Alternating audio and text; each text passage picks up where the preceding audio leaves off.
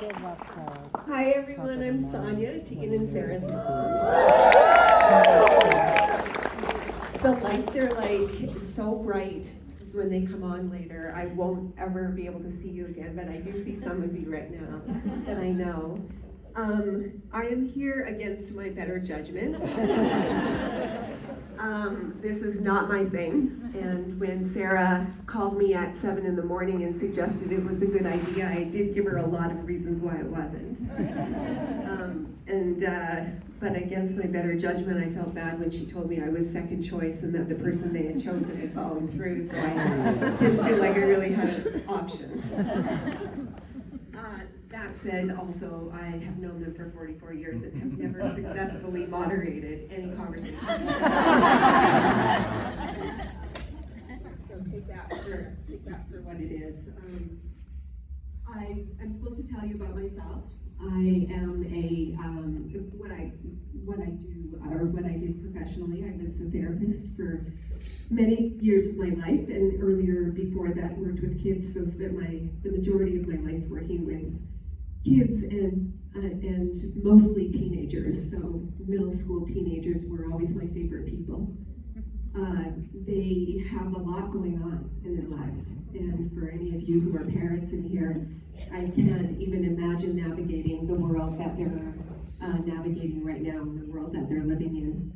It's pretty daunting to be a teenager. You know, you're figuring out who you are, and you're having intense relationships with your friends and fighting and carrying on. And what happens in middle school is that our cognitive development goes offline and our social and emotional development really takes off. And so our kids are going off to live in a world that none of us really understand or know. And now we've given them a cell phone and they are carrying it around with the world in their hands and now comparing themselves to not only their friends and the people at school, but everybody on the internet.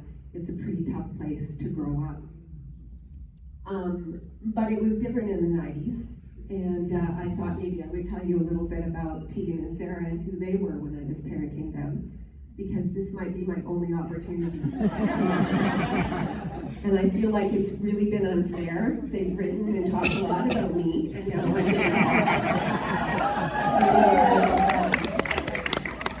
also, many of their friends are here who I also feel like I co-parented, and I plan on making fun of them as well.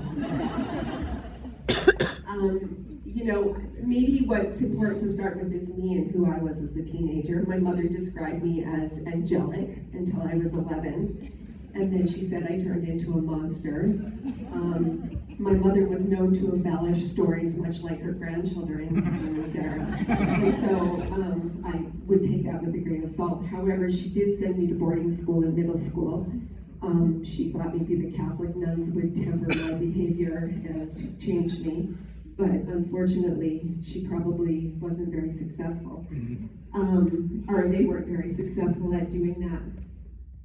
And so when the girls hit adolescence, I was like, who's going to be worse than I was?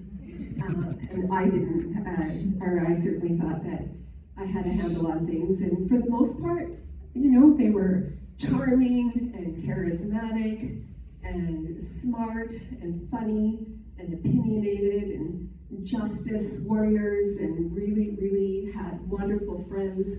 And but you hit middle school and they save their charm for other people. They don't want to charm you anymore unless they're wanting to go to a rave or have some more freedom. I will tell you one story that I remember in particular. I believe I was driving them, as I did often, to see Robin, who I know is here because I've heard your voice. And we were having a giant argument, like screaming argument while I was driving the car, my 19 in the 90s in my Aerostar minivan. And at one point I thought I should probably pull over, so I pulled over the car and we continued to scream, and at one point I leaned over Sara, who was in the front seat, and opened the car door and then put my feet on her to launch her out of the minivan. And both of them at that point were like, "You're crazy!"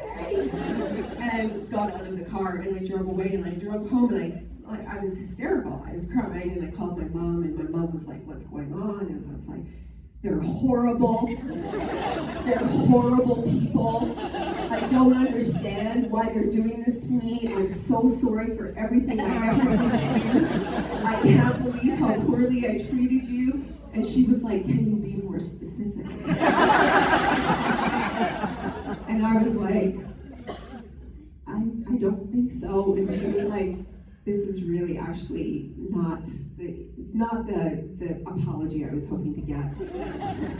And so, you know, in that place and time, my mom, who was very supportive, was probably gleeful when she got off the phone, celebrating that I was being tortured by my kids the way I had tortured her. And now I'm going to catch up on my cards and see where I'm at. I see the word junior high is daunting and overwhelming, and it was.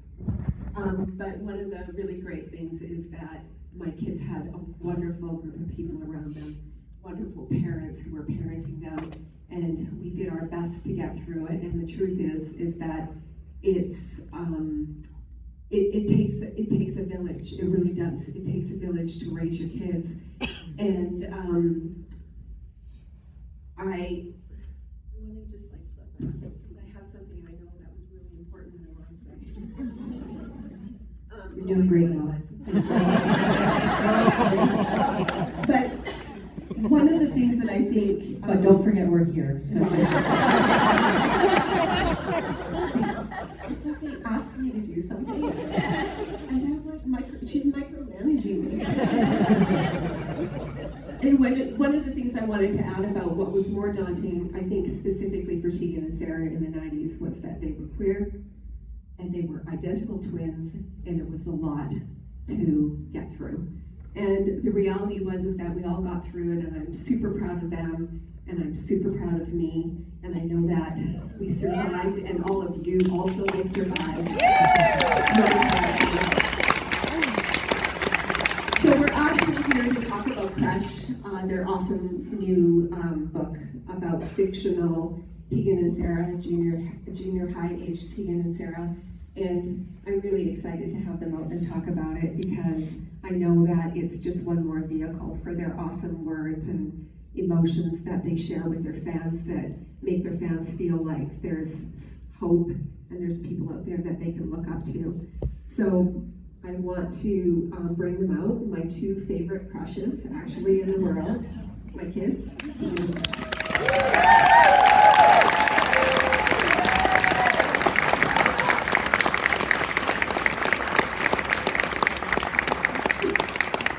If we gave my mom a mic more often, she might become more popular than we are. Comedian, we learned it from her. Thank you so much, everybody, for coming, and we're really excited to talk about high school and Crush and these books. So thanks for that amazing intro, Mom. Thank you. You did great. Thanks, guys. Love the cue cards, by the way. I'm going to read my question, okay? So yeah, just please. Don't take me off. Nope. All right. Tegan looked at me. I was around the corner, so I couldn't see you, and she goes, "She's already put the cards away." And I said, "Oh no, she's doing a Trump." No way. There. I know this is the second last stop of your book tour for Crush, and in addition to your book, your new documentary, Fanatical, came out on Disney on the weekend. You guys have done a lot over the last 2 years, include providing me with a grandson, Sarah. But when I look at you, I feel you've like aged exponentially. Like physically? Just generally, how are you doing? Jesus. I actually thought it's a Wait, lot. was that aimed at Sarah because she had the kid? No, it's aimed at both of you. Oh, we both. Okay, yeah. You had a baby. You just had Fanatical, so it's kind of like your baby. I mean, I thought this morning, actually I was looking pretty good. Like, I was like, I look good. I look good for 44. Like, you know, Yeah. there's a lot of natural light in the hotel room, and I thought, I'm happy with how I look. you know? I think I was meaning more than like, oh my God, my back, my Yes, hips. well, I've definitely been complaining about my physicality since Yeah. my early 20s, and I've done little about it. But Tegan did admit the other day at one of our book events that she has never had a massage. No, I didn't say I've never had a massage. I said we were talking about writing a list of things that you're scared of. Yeah. To do. Like, and I said, well, I only go get a massage if I'm in extreme pain, but that I know that I should do it regularly. That's actually what I said. Oh, okay. Well, I've only had one facial in my entire life, and I feel like You're flawless. no, but I'm saying like I want to lean into that. Like as I get older, I want to take better care of myself. Yeah. Like I'm realizing I've hit that age. Like your 20s are all about survival. Your 30s are about like expanding your universe and like, you know, climbing to the top and competition, and 40s are all about self-care. And 40s for me are not going to be about self-care because I now have a child. So Raven just looked at me. Recently I bought a whole like a thing of strawberries from the farmer's market, and I realized that Sid ate every single strawberry except for one strawberry that I allowed myself. And I don't say this as like a pity thing. I just it's actually making me feel really happy to like give him all those things. And sometimes I will think like, God, I told Sid to drink water so many times today and I have not had any water. Or, you know, Sid will be upset about something and I'll be like working through it emotionally with him, and I'll think like, I need to do this with myself more. Like, what am I upset about? Like, let's talk about it. Let's take some breaths, Sarah. Like, you know, like there's all these lessons that I'm learning in my 40s, which is that I'll probably save for my 60s. So, So you're doing great. I'm doing great. Yeah, I feel really good, and I feel really. We told ourselves we would never release 2 projects at the same time ever again after we put out our album and our TV show High School, and now here we are putting out a scary documentary and a really lovely aspirational sweethearted graphic novel for children at the same time in the same 2 weeks. So it's, if I look tired or have bags under, if the light is catching in the dark circles beneath my eyes, you look great. You're not seeing things. So I just want to start with this question. In addition to your music, your community building, and your activism work, I really feel like you made a commitment to making sure that your story, your queer story, is shared.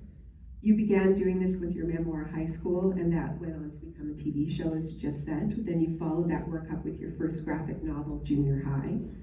Now you've got the sequel, Crush, which seems to extend that work by telling the story of fictional junior high age Tegan and Sara navigating life as queer musicians, coming of age in today's world.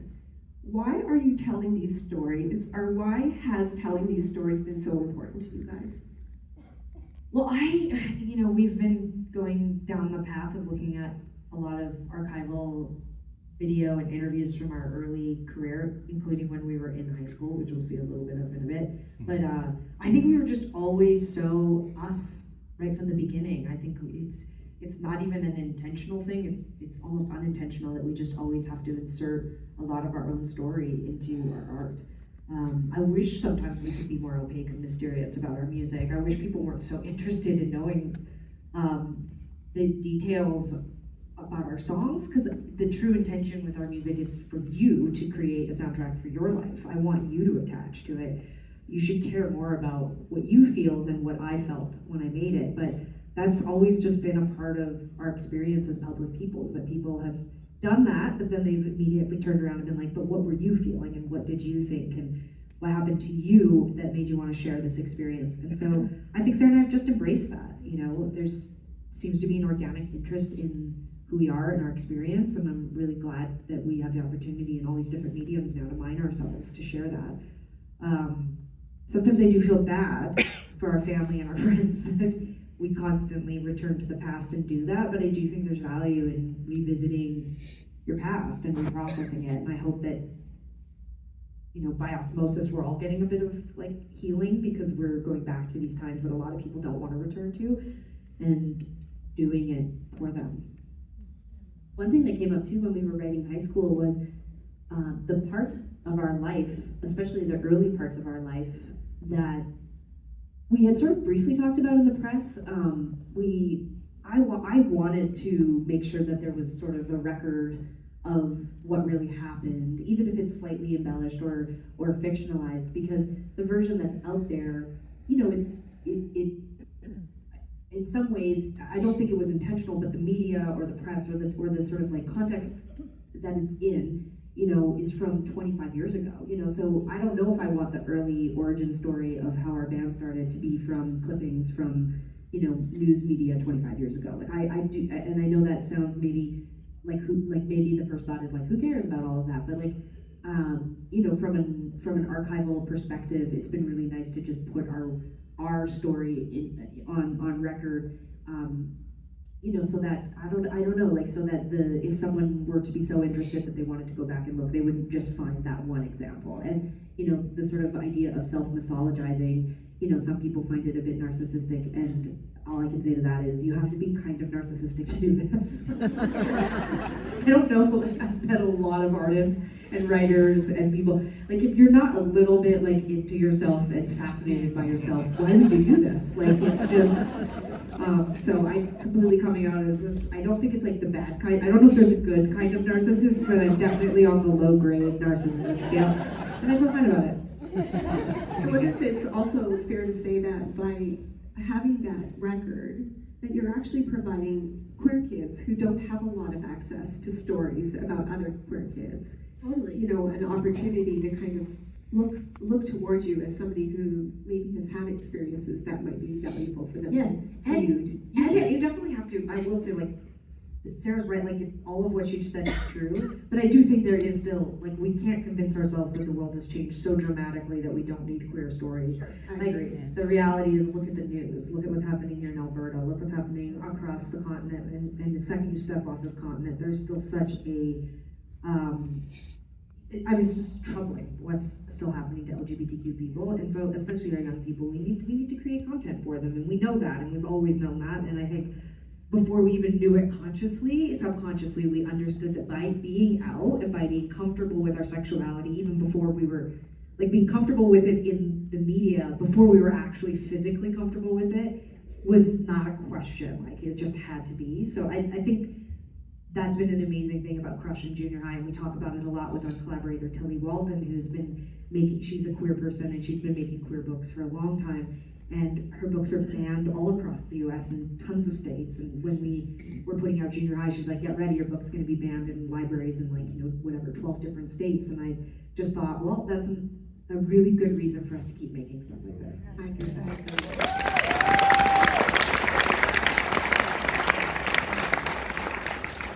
I also kind of love that you chose to modernize your story, and to examine the major milestones most kids experience, maybe not all, from bullying, crushes, getting your first period in junior high. Why in Crush did you decide to change some of the significant details, specifically letting Tegan and Sara lose Garage Wars, the contest that you actually won in high school that kind of launched your career? I mean, I look at this as two questions, because one of the reasons why we wanted to modernize this was because our publishers really saw an opportunity to, you know, center our story not as nostalgia, you know, like as an opportunity to just tell a story that, you know, would be inspirational or aspirational to kids now. What we found in writing in a modern perspective is that it's not as big a stretch as we thought. I mean, a lot of the pressures that young Tegan and Sara face, specifically with, you know, their crushes or how much of themselves to reveal publicly as they start to sort of soft launch their career, how much of themselves to put on the internet, the dynamics with their parental figures, and, you know, the amount of independence versus, you know, supervised or protective kind of relationship they have with their family and minders. Those are all things we still deal with today, and I don't know if that makes us, you know, sort of trapped a little Arrested Development. Like, we still talk about, like, just as an example, when I had my kid, like, do I talk about that publicly? Is that a thing I want to do? Well, I do, because I don't want to hide it, and also I want to be representative of queer parenting and, you know, a queer public figure with a child. But oh my God, I do not want, you know, to put my kid on the internet in a way that will make them feel exploited or unsafe or whatever. So these, even though the the actual topical things in the book that we cover around social media and identity and what of yourself to reveal publicly and what to keep personally is sort of, for a kid. Those are things that we think about all the time, so it actually made it sort of easy to kind of get into the headspace. And then, sort of the question of like why change, what to change, and what to make fictional and what not to make fictional. I think Tegan has given me credit. I don't quite remember this. We actually wrote the script for this book a number of years ago, but Tegan says that it was me that decided, it would be fun to write that Tegan and Sara lose. And I think for us, it just was like a natural sort of consequence that would be interesting to see, like what would these characters do. And I think, probably didn't realize it at the time, but I really struggled with the early launch of our career, and probably there was some kind of like fantasy for me in like, well, what would my life have been like if we hadn't won Garage Wars? What if it had taken longer? Would we still have been successful? And we talked about this in Vancouver, but I think my answer would have been like, I don't know, maybe if the right things hadn't fallen in place, maybe we would have gone on to do something different. You and Tegan ganged up on me and said that we were too talented, we would have figured it out another way. I'm trying to accept I don't that. think I used the word too talented. I said much too excited by that. You said you were too confident. Tegan was like, oh, we're gonna fucking we're do doing this. this. Yeah. I don't think a loss would have changed much. Anyways, it was just fun to write what it would have been like. And maybe there's something healing too, like when we found the archival footage from actual Garage Wars where our friends were there and you and Dad and Bruce and everybody were there, the thing that struck me, we're sort of in the distance, on stage, but the camera is placed at the center where our friends and family are. And the feeling, the sound of you all, your disbelief that we won. Like Dad does like a whoop, like he does this big like cheer, and then Dad and Bruce's, or Dad and our stepfather they're excited. Like that's what I hear when I watch the video. We're off in the distance. You can't really, know what we're thinking or feeling. And that's such an overwhelming thing to watch, because the pride, the excitement, the sort of like unbelievable like reaction is, there's always a, oh my God, but what if this is all over? What if we don't win? What if we fail? What if the record bombs? What if people hate it? What if people don't like us? That's, when you have early success or you have people like you or accept you, there's always this sort of daunting otherness of, well, but what if it's not that way? And I think it's like, it's a safe place to try out what would happen if we, weren't immediately successful. I think one of the other things I thought about when I read the book was how great it was that you gave junior high age Tegan and Sara time, the message, it's okay to not do it all. Like, you don't have to do that right now. You can be a teen, you can have crushes, you can have a girlfriend, you can worry about the kids at summer camp, you can go do those things, and this is still potentially going to be waiting for you. I really love that. That was real. And I, having worked with kids are in such a hurry. You'll say to them, you don't have to take an extra class. And they would say to me, but Sonia, if I don't, I'll be behind everybody else. Yeah. They're in such a hurry to get it done. And I love the message that we don't have to do it right now. Well, I think it's so great that you're pointing that out, because I think it's a real theme in Crush, is that, because it's so thematic of today, is you do not have to be exceptional at something just because you like it. You don't have to put it on the internet and monetize it just because you're good at it. And I think that it was really important for us, because I'm not saying that anyone put pressure on us to do that when we were young, but we were ill-equipped to deal with what happened to us between the ages of 17 and 25. 100%. Like, yeah, I know 25-year-olds today who I wouldn't trust to make me a dinner reservation. But at 25, we were spinning the globe 2 times a record cycle. Yeah, without a credit card and a cell Yeah, phone. like, we were on towards 17. I mean, it's absolutely harrowing when I think about our first handful of tours crossing Canada on the Greyhound bus, just Sara and I alone. Yeah. I feel concerned. Last night, Sara and I went to get a bite to eat, and we're walking back, and in the dark, and I'm thinking to myself, like, God, we used to just walk around, like, we went everywhere in Calgary as teenagers alone, it's just such a different world now, and our awareness of it is so different. So it was really important in Crush to reassure the young people they can still be young, and also to make the parents a little more protective. And that is not a judgment of parenting. We just grew up in such a different time, you know? You guys barely even use seatbelts. It's crazy. Your generation is fucking nuts. It was fucking nuts, yeah. You know, I'm gonna move us to what I hear is section 2. Yeah. Okay, am I doing a good What's job? that? Yeah, like, are we broadening It's the like the scope? 90s thing. We're supposed to potentially, talk about this. Yeah, good job, Mom. And I do want to say one thing about this, and in response to what you just said, is that I was really busy in the 90s. I was single parenting. I was working full time and going to university. And my partner Nora, who I think is here in the audience, and I were talking last night. Not a gay partner. No, my work partner, my work wife. I just want to clarify, that's all. I mean, she could have been. Why don't you write a book about it? You can fictionalize it. I think that would be a great topic. Anyway, we were talking about it, and you know, I realized that I had such high expectations of my kids and of myself. But in retrospect, blessed by the books that have shown me all of the ways in which I wasn't in charge. Supervision was low in our house. There was a lot of independence. There was a lot of encouragement to be independent and a lot of freedom to make your own decisions. And so I was thinking about, you know, culturally we've really shifted. We went to helicopter parents and then hummingbird parents. I don't know, Sarah, I'm sure you're like the attachment parenting style is what you're hearing about. Tired, is that one? That's Yeah. one.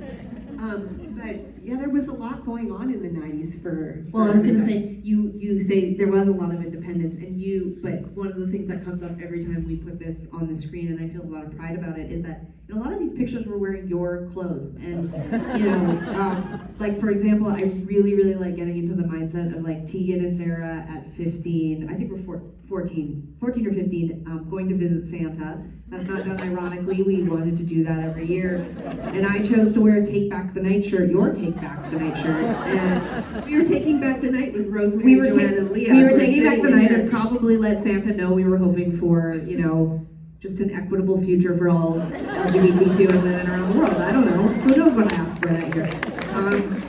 But one of the things that I really love about this is, Kate, I know you already know the answer to this, but you had this picture up on the left-hand side, you know, Tegan and I weren't necessarily joiners once we hit junior high. I remember being on the basketball team, but I think that was, I don't think we were very good. I mean, I know we were terrible, and I think we just did it because we wanted to be social. But it was really shocking when Tegan included this picture in the spread, because I thought to myself, well, what club is that? You know, they would sort of cluster the kids together based on sports or interests or whatever. And anyways, I stared at because it was out of context. It was just like that. And then I looked at the picture a little longer and I realized, oh, that's all the twins that went to our junior high. And specifically, Tegan dated one of each of these sets of twins. And the younger brother. And the younger brother of one set of the twins. And I thought to myself, no one can accuse me of not attempting to figure out if I was gay or not. It is true, it's changed a little bit over the last 25 years, but one of the most common things a man will say when they find out you are lesbian is, you haven't met the right man yet. And I'm like, boy, but God, did we try. Like, we really tried, you know? Anyways, in this case, I thought to myself, what an interesting photo. I wonder if there was any awkwardness, if there was any dissent when we were asked to pose for this photograph. I want to point out that I am also wearing a political shirt in that twins photo. I'm wearing a shirt that says "There is no difference," which was from the Calgary Sexual Assault Center. And I just think to myself, what did our teachers think was going on with us? They didn't ask, but I wonder if they were like, You also had a no means no t-shirt. yeah, no, I had to vary this photo selection because I'm wearing political shirts in so many of the photos. I was like, can we find one of me not? And then we've got I have an attitude or whatever, which was Bruce's shirt. But I did throw those photos of us in the pajamas because I was like, we were still sweet, but we were mostly assholes by this age. Like, this was a tough stretch of time, especially for me. I'll say, laughs aside, I will say that grade 8 was hands down the worst year that I can think of as an adolescent. I had like particularly bad skin that year, which I thought was an external reflection of how upset and cystic I was inside.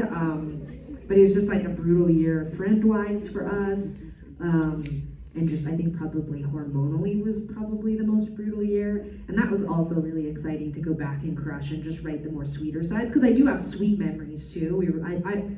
A lot of the things I remember from our childhood was laughing a lot in our house. We were a very funny and sarcastic family, even amidst the sadness sometimes. But it was hard to find photos where I did not just like be like, oh God, like we were impossible to love. But you know who wasn't? That is not true. You! Look at you in 8th grade. Look at this. Want to tell us a little bit about you? What were your interests? You were in boarding school in Saskatchewan. We used to sneak out and meet the boys. Very boy-centric at that age for you. Probably tried some psychedelics. Yeah, people nowadays are like, I hope my kid doesn't have too much screen time. I'm like, in our generation was like, I hope my kids don't do acid at school. Same age group. I mean, I think I felt really good in boarding school. It was all girls. So Were you popular? Was it big? Like, you get to set the scene. there were 80 girls from grade 7 to 12, so it wasn't very big. I think there were about 10 kids in my class every year. And the older girls would take the younger girls under their wings when they came in, and you would be their grad assistant. And I always got chosen to be a very popular grade 12 girls grad assistant because I was really good at sneaking out and coming back with hickeys on my neck. Okay. That's what, I mean, that's what was happening. Yeah. I can't make You it know up. this story that how we did this graphic novel series was when we did our deal for our memoir high school, the publisher's kids department asked if we were interested in, why can't I not think of the word for what we did? Adapt our high school experience into a middle grade age book. And we were like, sure, sounds good. Like, we just love to work. So we were like, sounds good. But we didn't actually start work on it for 2 years. By that point, we picked Tilly Walden to collaborate with, who is just this exceptional artist who has just unbelievable books and is a twin and queer and is like, I feel like we're so obsessed with her, we might kidnap her. 3 of us just agreed 2 nights ago in New York to go to college together, since none of us have gone to college. We decided we're gonna go to college. I can't wait to pick which state we're gonna do that in. But anyway, we agreed to do this book and had no idea what it entails to do a graphic novel. I mean, quite sincerely, I gave it 0 thought, which says a lot about me. I just was like, yes, and then put it in the back of my mind, and then the publisher got in touch with us, and our editors sent us a box with some graphic novels for middle grades and just said, like, read these, this is the tone and age, and here's a script that you have to write a script, which I was like, oh God. And so I built a PowerPoint presentation of our real life. Of course you did. Yeah, grade 8 experience, and I was like, we went, it's like was laid out. I had photos, visuals, the whole thing. I'm like, we grew up in the northeast of Calgary, grew up by Marble Mall. This was our junior high. We started to experiment with drugs and smoking and boyfriends, and like there was gangs, and I laid it all out. Like, and the publishers called like a meeting with us, and they're like, they would do the Zoom. They're like, this is terrifying. We don't want any of this in there. This is a book for children. And I was like for kids the age that we were in junior high. And I'm like, well, that's what we did in junior high. And they're like, we don't want them to know any of those things. Kids are different now. And I was like, are they? Yeah, it's called attachment parenting. Sure. But anyway, in any case, it was really fun to get to focus on not those things, but we did have to process the fact that there were so many things, there was so much pressure, and there were so many things going on. All this to say that it's been really fascinating to cross this country and America and meet preteens and teens who are reading this book and are having this experience and are in school, because I want to warn all of you that when I'm alone with them, they are like this stuff is happening and it's really scary and overwhelming, and do you have advice? And I'm glad, I think these books are way sweeter than some of the things that they're going through, but I also think it's good to stay in touch with that sweet side, because I'm sure you were a badass in boarding school, but I'm sure you were also very sweet and polite, and the nuns kept you in line, and you've got that story about crying into the blanket. I did grandma. I mean, there was a nice person inside. Yeah, there was. We could be both things. Yeah, we could be both things.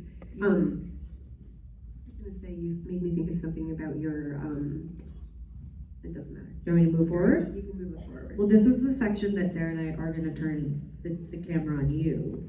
Okay. So part of the joy of having you as moderator, when Sarah called me to tell me that she'd asked you to do these events, was I wanted to be able to ask you about things you remember. Obviously for Crush, we take adult Tegan and Sara storylines around the early part of our career, and we fictionalize them and modernize them for the book.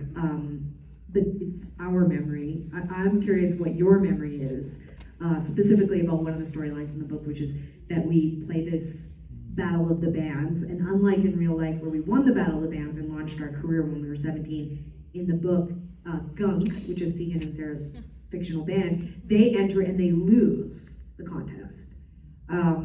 But they end up getting a manager, and they go on this journey in Crush. But I'm curious what it felt like, or what you remember from us winning and the weeks that followed that win, and that sort of whirlwind of attention that came to us. Like, are there things that you remember about that time? Well, I do think that I maybe didn't anticipate that you would win, because you were up against all the university-aged adult people, and you were 17 at the time. And so there was a conversation about the fact that you might not even be able to participate because you were underage, and everything was happening in the bars at the different colleges at St. That's actually one of my favorite drawings from the book, is where Tegan and Sara arrive at the Battle of the Bands, and Tilly drew us behind a stanchion, and well, you were. Yeah. And we're As standing well there as- embarrassed, and one of us says to the other one it's something like, "Do we just have to stand here all night?" And we're just standing pathetic next to the stage because it was a bar. Yeah, well, and that's really what happened. You had to wait outside until you played. And it wasn't that I didn't have faith in you. I mean, we all thought you were terribly talented, that you were, She was going to say terrible. that you guys Picked this moderator. we were very, we had a lot of faith in you. I can remember your dad coming over to get you one day, and we were standing at the bottom of the stairs, and you guys were playing music, and we both kind of looked at each other and were like, "You're good." And Steve was like, "Yeah, I think so." And I was like, "Yeah, maybe, hey." So, as a parent, you kind of recognize at some level that maybe you're more infatuated with your kids when you recognize other people are not as infatuated by your kids than you are. So, I was like, there was a margin of error for me. I was like, maybe not. So when you won, I mean, it was just insane. I mean, I don't, there was no example of something like that happening to us. And Did you feel overwhelmed or worried for us? I mean, it was in the heat of the moment. It was just exciting, and all of a sudden I realized there were a lot of people thrusting business cards in your hands and in our hands, and a lot of the more serious people were coming over and speaking to me and saying, "Hey, I'd like to talk to you about your kids," or, "Hey, I'm an agent, I'm a lawyer, I'm with this record company, etc." And I was just like, "What is happening?" I'm curious, I'm going to play a clip from one of the first, we did this maybe a week, this interview, I'm just going to play a little bit of the clip, but it's a week after we won Garage Wars.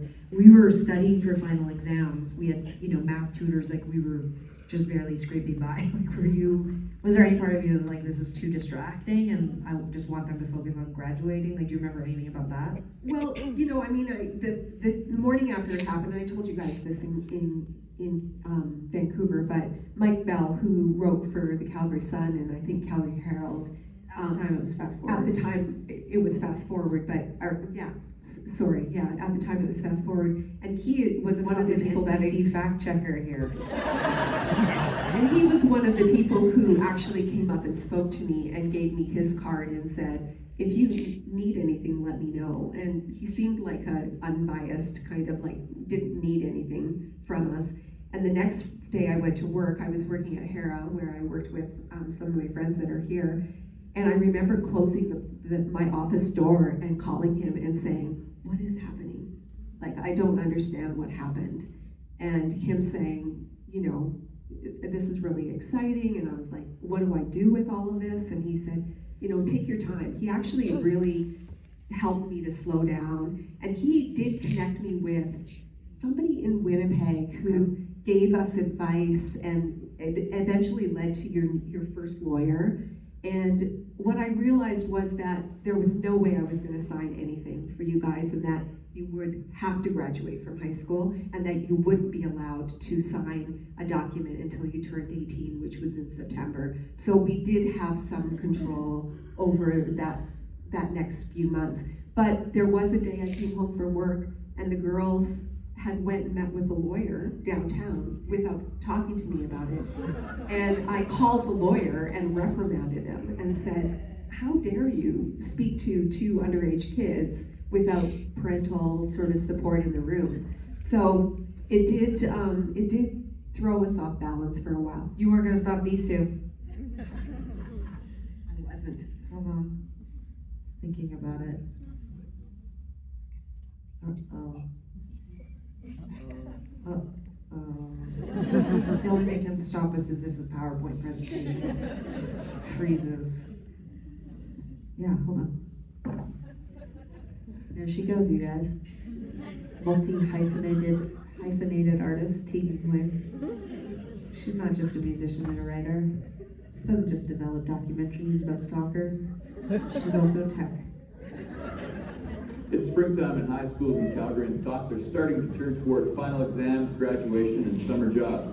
But for 17-year-old twins, Sara and Tegan Quinn, their thoughts are starting to turn toward a career in music. And that's it, and all I have to face this world as me. This is where it all began 2.5 years ago, writing songs and learning how to play guitar.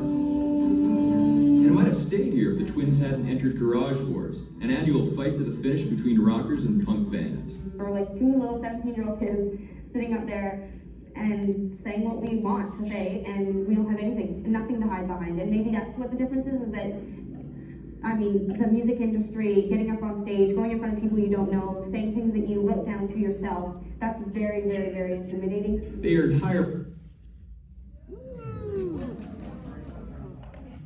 Okay, it really hates this, The internet really lets us down sometimes. Yeah, it's totally fine. All that happens next, I'm actually kind of sad that it froze there, is that you see my mom in her Jeep parked out in front of the high school, and that really breaks my heart. But, Well, why I was there is because I had to carry the guitar home, because otherwise they'd have a fight and leave it in the street. well, yeah. Also, technically we didn't have our driver's licenses, but yes, that's all true. You did usher us around over those next couple of weeks quite a bit, and this is something we put in the book, is that one of the results of Gunk, Tegan and Sara's band, losing is that they still end up landing a manager. And this manager in the book, for those who haven't read it yet, but I hope you'll all get the book we signed on the sale here tonight. Her name is Ramona Keys. Well, the other day, you're looking at me like I'm an idiot, but I kept calling her Ramona Singer, and everyone was like, "That's a Real Housewife of New York," and I was like, "Wait a minute." I wasn't looking at you like an idiot. I just was thinking of Perry Menopause when you said Oh, yeah, for sure. So Ramona Keys becomes Gunk's manager, and the first thing she does is suggest that they change their name to Tegan and Sara, which is our first manager immediately was like, you should call your band Tegan and Sara, not Sara and Tegan, because you have to enunciate Tegan and Sara, so it's clearer what you're saying. But the first opportunity that comes of this failed performance is that they go and do a photo shoot. And so I did want to bring up that I wanted to ask you again more just of your reflections on, like, you know, in the weeks that followed, we got all this press and there were like a lot of things that happened. Like first we got all this press, which brought a lot of attention to us, which was weird. And then I immediately quit my job at Grabba Jabba. I was like, I'm gonna be famous. Go fuck yourself. I will not be working on this piece of shit place anymore. Sorry. It wasn't called Grabba Jabba. That was my next job when music didn't work out initially. I was actually working at Robin's Donuts. So You were at the Canadian Tire. at the Canadian Tire. And no one cared when she quit, but when I handed my resignation in at Robin's Donuts, I actually got Tegan's job at a different Robin's Donuts. We couldn't work at the same location. My manager was devastated, and that's not an exaggeration. He had a bright future in donuts. He told me he saw major management potential, which was, it was actually, it was a huge compliment, because up until that point, I mean, it was a big month for me. Like, adults had awarded us, first place in this contest, and then now another adult was telling me I had management potential. And I was think like, probably the reason he loved you was because I had trained you to clean toilets, and so He you were thought able to clean the toilet. the man was astounded by my mopping skills. Again, not exaggeration. I still remember this almost 29 years later. I remember the first time I mopped the floors, he came over to me and said, "Who taught you how to do that?" And I was like, is this complicated? I've actually introduced the mop to a number of ex-girlfriends of mine when we first started dating. So anyway, sorry, that's tangent. So next section. It was a huge month for me. I remember thinking to myself, after years of sort of feeling a bit invisible, in my academic pursuits, the rare teacher would sort of see, thank you for your laughter, but I remember feeling like quite invisible. There were so many other students who were smarter than me or faster than me or whatever. Faster than you. I don't know, like in PE class, I don't know, I just felt myself diminishing, sort of like, disappearing in school and in life, and the only contact I had with adults was generally ones of conflict, where it was like, work harder, run faster, go apply to college, you loser, like those kinds of things. So to finally, That was me. to win the contest, and then to have an adult beg me, honestly, to stay in his employment.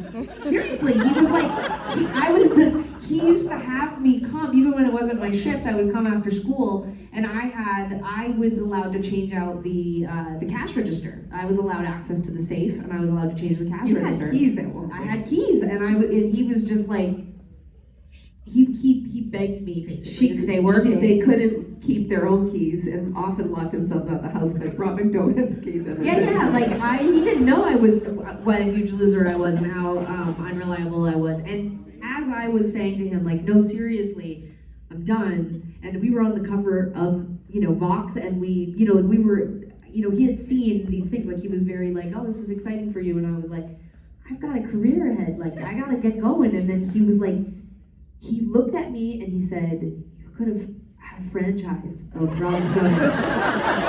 Like, that's the future. And I was like, are you fucking serious? I hate coffee.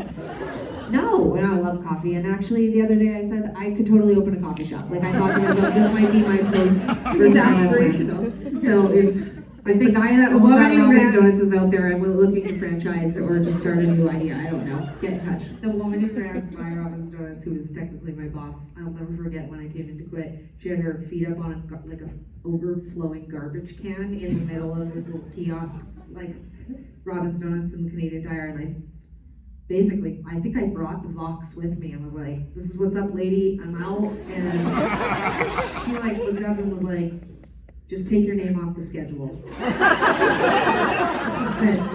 So, You also couldn't get a job at McDonald's. no, I couldn't get a job anywhere. I was a piece of shit loser. Anyway, within months I had to get a new job, and I worked at A&B Sound, Sunridge Mall. So there you go. Yeah, your start in the music career really was there. But I'm gonna move us forward, just being cognizant of time, and just talk about all of this is sort of bringing up that there's this perception, and I think we really try to focus on that and Crush is that, in our real life, people were so excited for us and were so thrilled about all this early success. And there was this one-way sort of conversation that was happening where people were meeting us and going, oh my God, you must be so excited. You must be having such a good time. You must be so thrilled. You're living your dream. There were all these projections. And that was partly true, but both of us experienced the beginnings of an enormous amount of anxiety and inability to express it because we felt guilty. We felt like if we complain or we talk about how scared we are or how overwhelmed we are, or in Sarah's case, just plain and simply she just wasn't entirely sure this was what she didn't know if she wanted to actually be a musician as a career. We felt like we had to keep quiet about that, and there was many years where we sort of not to be overly dramatic, but kind of suffered a little in silence because You suffered a we, lot. we just felt so bad. We didn't want to seem like ungrateful for this early success and didn't know quite how to change or like modulate the No, everything was a yes. If people asked us to do something, it was yes. So in the book, we give Tegan and Sara a lot of room to express their conflict around having differences of desires, and also an enormous amount of encouragement from the parental figures in the book to take our time. But I wanted to bring up that Tegan and Sara do eventually write a song. They collaborate with an older girl named DJ Cucumber, and they write a song called Crush, and Tegan gets her first crush on DJ Cucumber, and they end up doing a music video. And at the music video, their idol, which is like a Calgary superstar named Night Fever, shows up to cameo in the video and gives Tegan and Sara some advice, which was something that we were like so desperate for when we were that age. I'm wondering if you have any memories of our first music video. Like, did we ask for advice? Did you help style us? Like, I'm gonna play a clip of it. I'm just wondering, like, what? Say no. You don't want to be responsible. Yeah, like, what responsibility do you have for what ended up being? Do you remember anything about this? Were you excited? Were you like, my God, my girls are off to make a music video and they're gonna be on Much Music? Like, do you remember seeing it? Were you thrilled? Were you horror-stricken by the choices we made?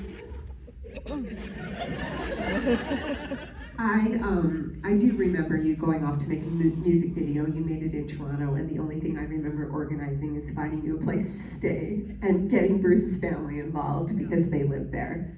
And yeah, I mean, at that point, I think, you were making your own decisions. I didn't get a lot to say. At some point, you were like, you're fired. It's good. We're good. But I remember seeing the music video, and I remember seeing it on MTV and being extremely excited. Much Music? Oh yes, it was Much Music, sorry. Yeah. Apologize to Much Music, now it's just a TikTok. It's a TikTok account. But I do remember. That's your fault, you didn't watch it.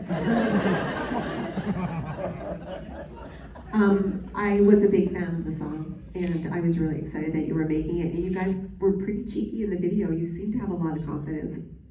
Let's find out. Hopefully this plays. If it doesn't.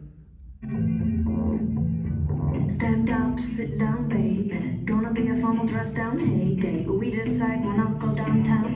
How about you and me, we go get wasted. Why don't we get wasted? Hey, let's get wasted. My definition from grade school understood it. We quietly become strong so early. Take it or leave it. They can't believe it. They go from kindergarten to killing springs. They go from heartache to inner peace. 100-foot seal is 100% see. He said, let's leave this between you and me. My cat's going to lost up. Leave my house between you and me. The cat back. What did you see? What did you see? Tell me, baby. How's it feel? Some brief thoughts on that. We'll start with you, Sarah. Well, it's look who's moderating. Yeah, well, just you can't help it, Mom. I don't know what. It's just. Do you even know how much time is left? No, I told you exactly.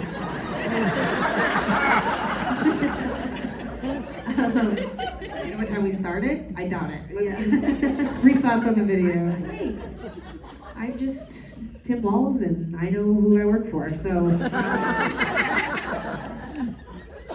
I remember things slightly differently than Tegan about the first.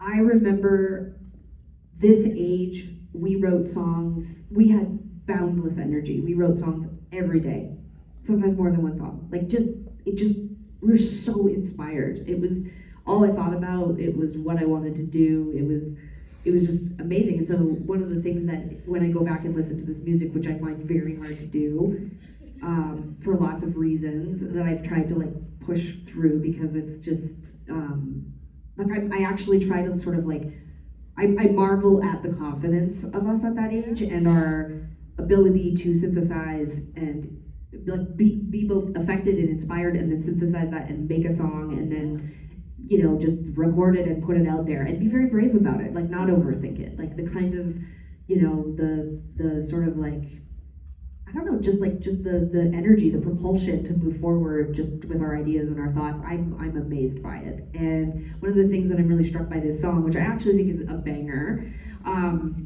is first of all, Tegan should have been in like a 21 Pilots type band. She should have been rapping. I mean, there may be people have thoughts about that if she was good or not, but she clearly has a lot to say, and I just don't think singing a few like opaque lyrics was ever good enough for Tegan. She wanted to tell you the whole story and then tell you it again just to make sure you heard. But the thing that strikes me about this song, and I think about it in the context of young artists today and how they are so candid and transparent and honest, and they are so unfiltered. And this was a very brief part of our career where we were still very unfiltered and angry. And we were happy to tell you exactly what we thought and how pissed we were about everything. And I think as a result of feeling like our career and the opportunities would be taken away from us, we learned how to be more disciplined and media trained, and that's fine. Like, this is not me lamenting, I'm glad I'm not like 44 years old screaming into the abyss like on TikTok or whatever, but we did learn that, because the response to this, while our parents or our friends and some fans liked it, the response from the media and from people who would see us in those early days was repulsion. Men hated our anger. Men hated us being little girls and yelling about whatever, Columbine or feminism. And that was what we faced in those first, handful of years. And I didn't know quite how to contextualize it at that age. I just knew that when we would sing, there was this immediate need to, critique us and be, put off by us. There was the most common thing that we got was just like, what do you have to be so angry about? Why are you so angry? There was always that. So when I watch that video, that's what I think about. I think about us singing that song and singing it not in a feminine way. Like, I hate the way we sing in the song, but it's like, we learned how to stop doing that. We learned to stop growling and sounding masculine, actually. We also learned that our should not wear very short turtlenecks neck, like that. yeah, so turtlenecks aren't great for us. Just a teeny little head on their shoulders. You want to add any thoughts? I'm going to give you a 1 minute time limit. I think that was an amazing song, and I actually think that what you were writing about, which you talked about, included a break-in into our house where you walked in, there were robbers in our house. There was a lot going on at that time, and you did have a lot to say. There was a lot of people that listened as well, and clearly not just in a negative way, but in a positive way. Totally, yeah. I mean, it's easy to focus on. Of course, there was lots of positive thoughts, but like when I hear that video, my physical reaction to is because I learned to feel like when we were that version of ourselves, we were provocative, we were combative, we would go into, like, specifically on that album, we were touring with artists like Neil Young, and we were playing in front of audiences that were predominantly older and male, and it was a fight. And I would, for a lot of my career, at the beginning of it, I would think, like, why do people love playing music? Like, when I have to play a show, I'm filled with dread and trepidation, and I want the show to be over. And it's like, I don't know, maybe because the first 10 years we were getting on stage and we were ready for a fight. We were always in a state of like, will people hate us or will they tolerate us? And that's how it felt. Not in front of our own audience, although, then that's a whole other part of our career where we were really popular and we were, that's a different kind of processing thing or whatever. But I think the music is great. It's just that my first reaction is always to be like, oh God, did we have to be so intense? Something else that's very intense is when you get a crush on somebody, and so great transition about that. Great. So I actually know your first crushes, and I think are they both here tonight or today? Well, I love them almost as much as I love you guys, and I did unknowingly host their hookups, so got to know them. She provided a safe space. But there was a lot of intensity and secrecy in our house during the time that you had really intense crushes. Why do you think that we couldn't talk about it? It's an excellent question. So one of the best parts of junior high and Crush was that it is aspirational, and by modernizing our story, we were able to allow the characters to, start to question and also act out their sexuality in a way that didn't feel bad.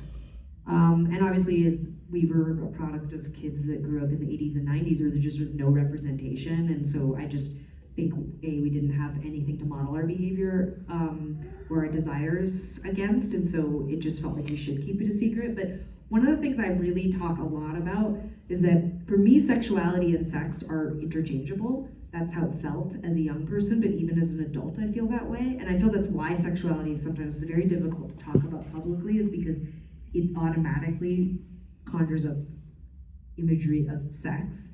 And I think that certainly as twins and as queer women, there's an enormous amount of perversion around that. And I think that in our early part of our career, we were very nervous talking publicly about being gay, although we had no choice, because there was something very odd about the average journalist being like a 40-year-old man asking 18-year-old girls about their sexuality. It felt like being asked about sex. And the way that we were portrayed in the media was often sexual, as opposed to being talked about our sexuality. So they became very messy. And I think as teenagers, I know for myself, the idea of talking even with my friends about sexuality felt like talking about sex, and that wasn't something I was comfortable doing. So I don't think it was so much about keeping it from you or from anyone else. I think there's just a huge period of time in my life where it was about experimentation, and it was something that I wanted to do privately. Because I've looked at my journals, there's no repression, there's no negativity. I am literally writing it's joyful.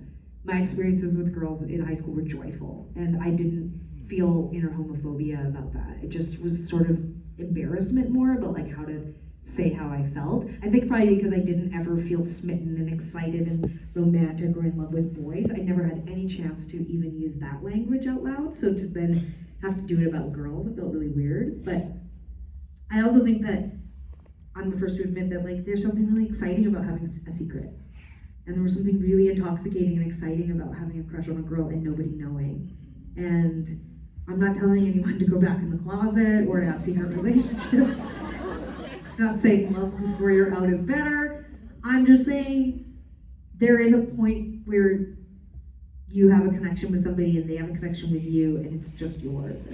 It's not being analyzed or eroded or touched by anyone else. And there's something really exciting about that. And I think Crush really gets that right. There are these really beautiful interstitials where little Tegan and Sara are feeling emotion for girls, and it's nobody else's, and it's just this really exciting place to just feel good and happy and excited or nervous. And in the case of Tegan, when DJ Cucumber ends up having a hot older girlfriend, you get to feel crushed, and that's in itself really satisfying, I think. That's what I would say about it. Here's Tegan and Sara's crushes in the book. Which it's just, I think Tilly captured those moments, that sort of, they're just this, I hope for the young people that read it, they can sort of project themselves and all onto of that. the adults that read it, it's really, I really enjoyed it and loved reading it. Yeah. But you did bring up our early crushes, and I do want to talk a little bit about our early crushes, Sarah and I. That's all So we've been talking a lot about, obviously, when people think about crushes, they mostly think about the romantic kind of crushes, but Tegan and I have obviously discovered that we had lots of crushes. We had crushes since we were little kids, and those crushes sometimes were about, admiring someone, thinking someone was cool, wanting to be someone. But then there was also just people who made us feel funny, and a lot of those people were older. And in my case, it was Susan Sarandon in The Client. And I don't know what to say except that I desperately hoped that I would witness a murder, and that Susan Sarandon would have to spend a lot of time with me figuring out how to protect me from the people who were out to find me because I was the only witness.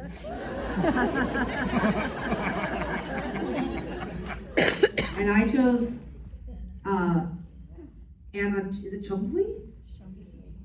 Chomsky? Well, I guess she's not that big of a crush. No, but I was a kid, I don't know. She's on Veep, but she was in My Girl. And I learned this recently, but this is apparently a gateway drug for a lot of lesbians from our age group. Yeah, it was a confusing one for me because Dad took us to Blockbuster one weekend, and we were allowed to decorate our room. We were allowed to pick out like movie posters that like movies that were already out of trend, and then you get the poster, and we got My Girl poster and we put it up in our room at Dad's house, and I would stare at the poster and feel weird, and I didn't understand why, and I thought it was about Macaulay Culkin. Like I was like, I guess I love Macaulay Culkin, but what I really loved was the idea of being Macaulay Culkin. She took care of him. She did take care of him, and she loved him. And so what I loved was looking at the poster and I just like taking in her looking at him. And then I think I realized later that, well, we both realized later that we wished that we were Macaulay Culkin so that Anna would look at us. And then, but not the part with the bees where they died.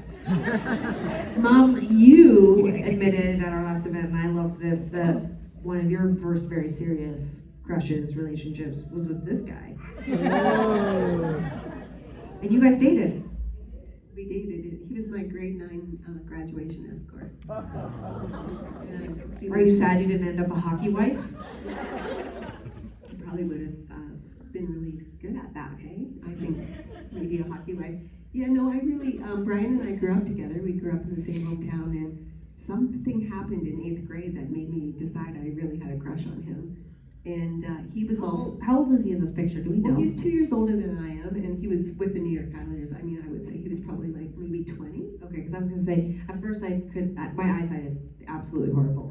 I didn't see that said New York Islanders, and I was like, that man looks 50 fucking years old. Is that how old he was when he was dating? No, I just couldn't find a picture of him as a teen, so I just chose his hockey card. I do have a picture of him as a teen, me and him, or he and I when we were dating. You must have missed it when you were perusing my photo albums. Yeah. Yeah. Anyway, we're lovely.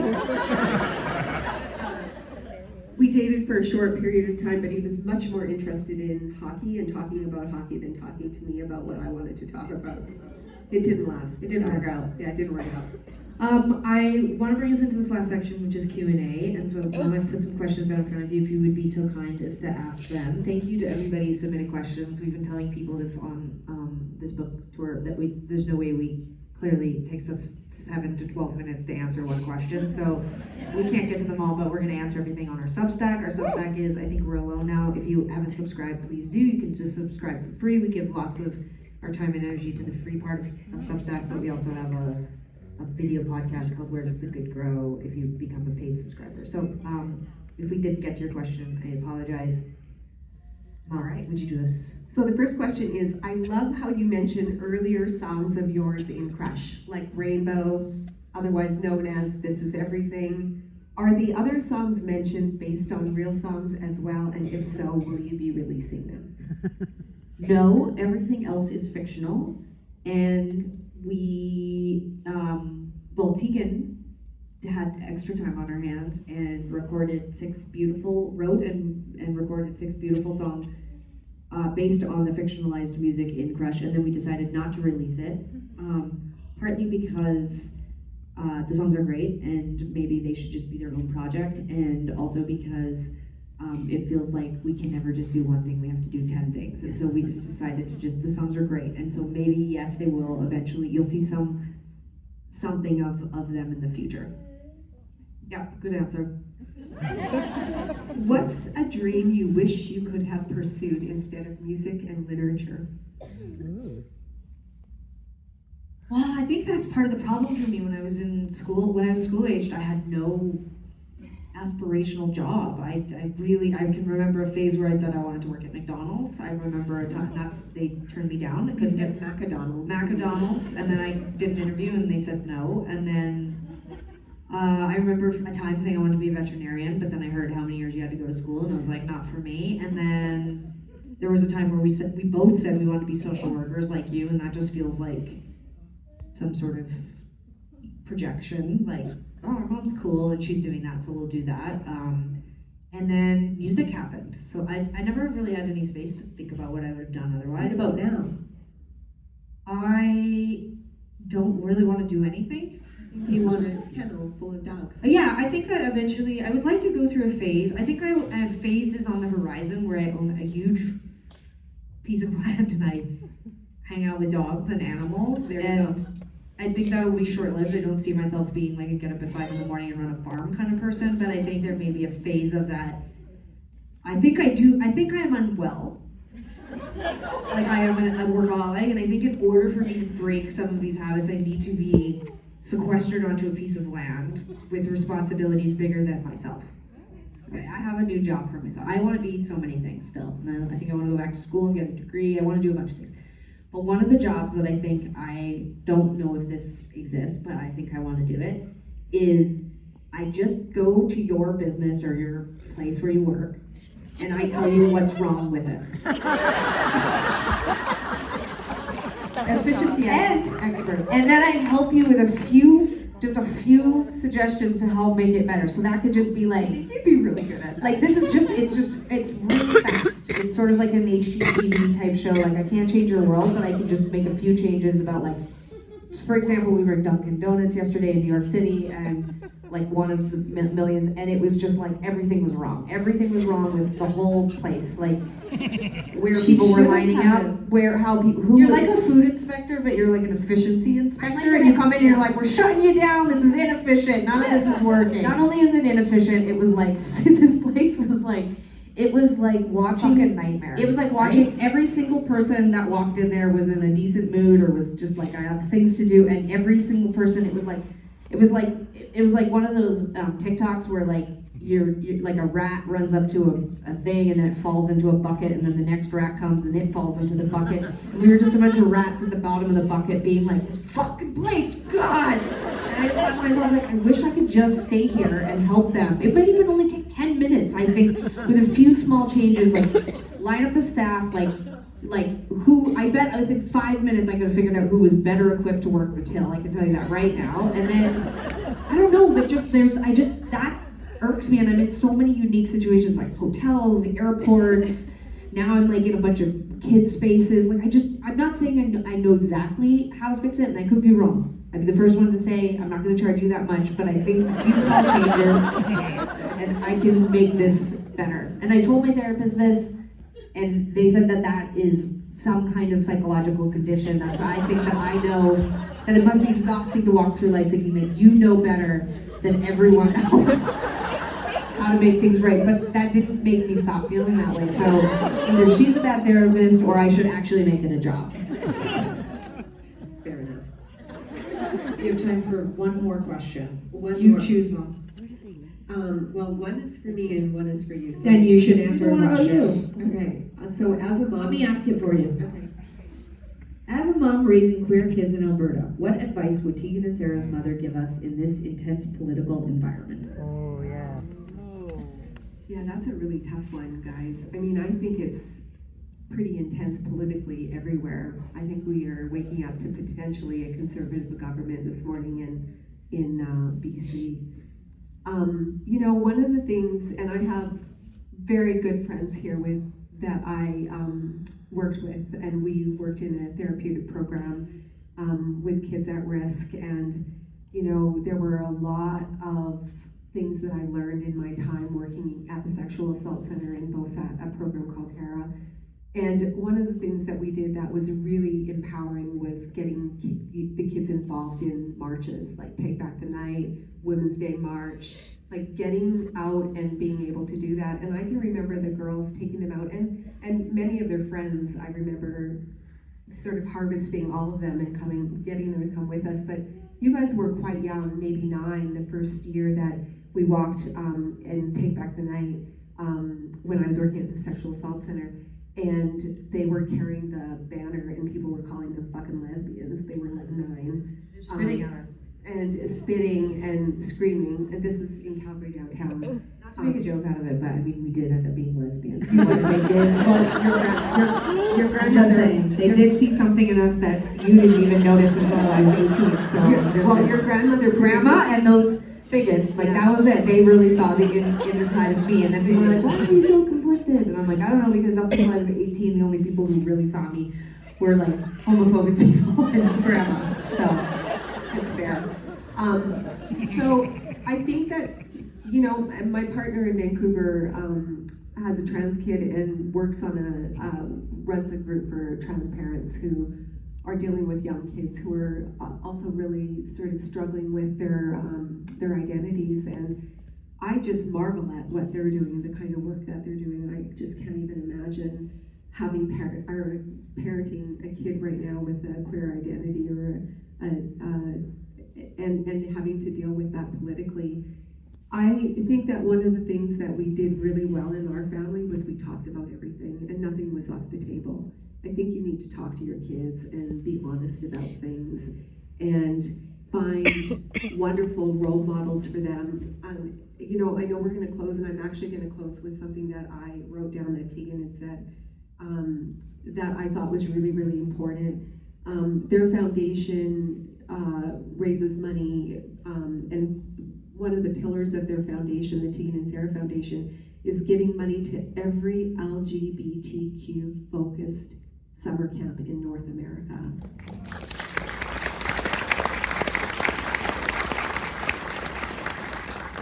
And I think this also speaks to their books. I think that you just need to take out summer camp and put in book, and it's important. You know, I wrote it down, Tegan. It was something that you said in recent press about the Tegan and Sara Foundation, and these were your words. We get to see young people we see young people as incredibly important. They are often underestimated. We see camp as a pillar because it's a place where you can breed confidence and connection. They get to see people like them, but also older people like them.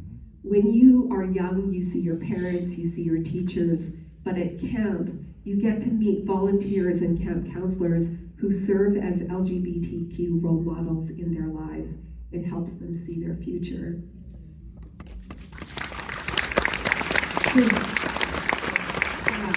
And so I think what I would say is help them find people who aren't speaking about things like your premier is, and help them find role models who aren't. I mean, as a straight parent, I didn't see a lot of things. It was very, very difficult, and I think the good news is that we're talking about things a lot more now, and there's a lot of opportunity to join groups and get assistance. I think support groups for kids are awesome. I've done a lot of support groups for kids, and it doesn't have to be that that you have some kind of big problem. It's just finding other kids that you can talk to. And one of my friends said to me that her grandson was seeing a psychologist, and she's also a psychologist, and he apologized to her that she wouldn't be a psychologist anymore. And I'm like, it's one of the most lovely things I've heard is get your kids support, and that counselors are amazing. Our schools are filled with caring adults that can support and talk to kids about differences. There's a lot of things that you can do, expose your kids to those things, and just keep talking at home. I also want to say too, and I think that's like such a big thing, and even our mom struggles with this. Your kid, I already want this about my kid, and he's like 2. But his biggest issue is just not getting enough popsicles so far. That's it. But it's okay to give your kid a safe place to have conversations and secrets from you. Like, it's okay. Like, you know, mom worries that we didn't come to her and talk to her about our queerness first, but we eventually got there. You know, you don't have to be the safest place for your kid. You can find other kids or other communities or other people for them to be comfortable and safe with, and that will just make them more confident in who they are, and they'll get to the place where they can feel confident and connected to you, or, you know, like you can relate with them on that level. And I think like that's the biggest thing that I think a lot of the kids that we work with, or a lot of even the adults that we connect with the foundation, is finding community. You just need people who look like you, feel like you, talk like you, have been through the stuff you've been through. Yeah, build that community, and it starts with you. Yeah. Thanks, Mom. Thank you for taking our question. Thank you so much, Wordfest, for having us. Thanks to our amazing team who are getting this book out across the country. Jamie, we appreciate you so much. Thank you to our mom, Sonia, for moderating. I know I mentioned it earlier, but Tilly Walden, who illustrated this book, is just incredible. And so please check out her other books. And if you don't have a copy of Crush or Junior High or High School or Memoir, they're all here tonight, and we signed everything before the event. So please pick one up if you've got a young LGBTQ kid or just a young person in your life and you want to bring something home to them. We'd love that. And thanks to all of you for coming out and supporting us. I say this every single night, we get to do our job, but I feel like incredibly grateful that 26 years later we are still doing what we love. It's the best job in the world, and we are so grateful to have so many places to share our stories and to connect with you. So thank you for being here. We appreciate it very much. I hope we'll see you guys all again. See you later.